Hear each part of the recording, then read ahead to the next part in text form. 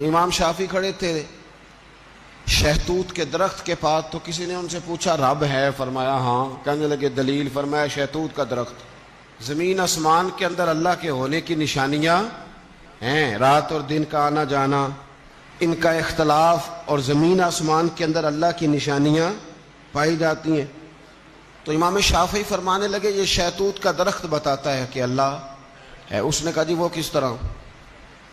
تو امام صاحب فرماتے ہیں وہ اس طرح کہ شہتوت کا درخت ایک ہے، لیکن اگر اسے بکری کھا لے تو دودھ دیتی ہے، اور اگر انہی پتوں کو اگر ریشم کا جانور کھائے تو وہ کیا بناتا ہے؟ ریشم۔ اور اگر اسی کو ہرن کھا لے تو وہ خوشبو بناتی ہے، مشک بناتی ہے۔ آپ فرمانے لگے اگر ان پتوں کا نتیجہ دودھ ہوتا تو پھر ریشم کیسے بنا؟ اور اگر ان پتوں کا نتیجہ ریشم تھا تو پھر مشک کیسے بنا؟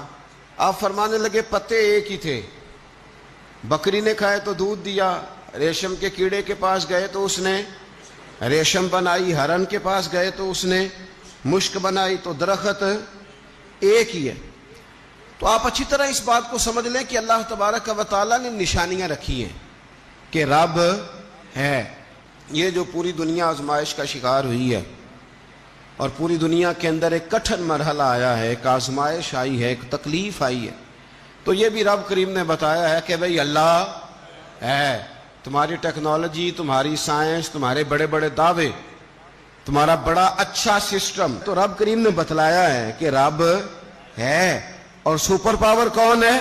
اللہ۔ سب سے بڑا کون ہے؟ اللہ۔ قدرتوں کا مالک کون ہے؟ اللہ۔ چاہے تو دم میں کوئی چیز ادھر کر دے اور چاہے تو دم میں ادھر کر دے۔ ان اللہ علی کل شیء قدیر۔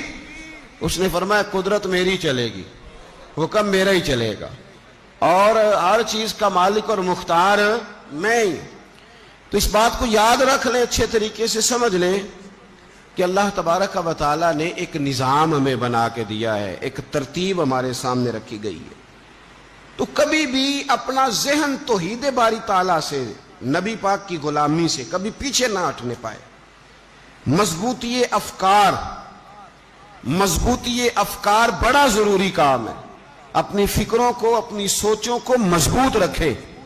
پہلے کلمے کا ورد، اس کا معنی ہمیشہ ذہن میں رکھیں، لا الہ کوئی نہیں سوائے میرے اللہ کے، اور محمد الرسول اللہ صلی اللہ علیہ وسلم، محمد اللہ کے سچے رسول۔